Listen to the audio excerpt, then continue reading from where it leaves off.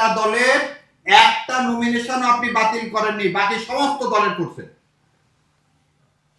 কেন? আপনি রিটার্নিং অফিসারের একটুকুন সাহস হলো না বলা, আপনি 15 বছর পর দেশে আসলেন, আপনি ওখানে কি ইয়াতে ছিলেন?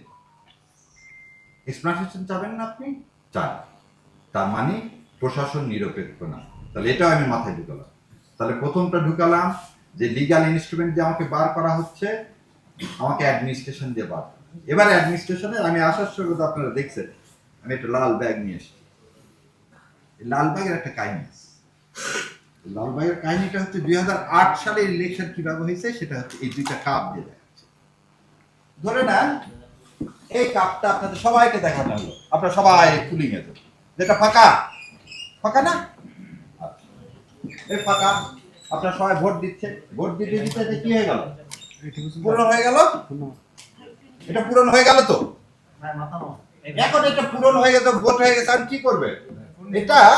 সরি ভাই, উনি ধরেন প্রিজাইডিং অফিসার, ওনার রুমে জমা দিলাম, দিয়ে ওনার কাছ থেকে আরেকটা ফাঁকা নিয়ে এসে আপনাদেরকে দেখায় এখানে দিলাম। ওইখানে পুলিং অফিসারও নাই, পুলিশও নাই। উনি যদি এর মধ্যে এখন 5000 ভোট ঢুকায় কি হবে? এটা কেন বললাম? দেখ, 2001 সালে বিএনপি সিট পাইছিল 193টা, ভোট পাইছিল 2,28 লাখ। আর আওয়ামী লীগ সিট পাইছিল 62টা, ভোট পাইছিল 2,23 লাখ। আবার শুনেন, বিএনপি ভোট পাইল কত? 2,28 লাখ, সিট পাইল কত? 193টা।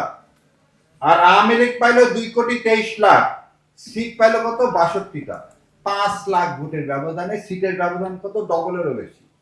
5 লাখ এখন 300 আসনে ভাগ দেন, 300 আসনে 5 লাখ যদি ভাগ দেন ভাই, 2000 করে ভোট ওখানে উনি ঢুকায়া দিলে কেউ জানবে না। জানবে? আপনি তো মুখটা কাপড় দিয়ে পেঁচানো হয় কখন? যখন এটা ডিসি সাহেবের কাছে পাঠানো হয় গণনার পরে। এটা তো আমি গণনার আগে ওনার কাছে দিলাম।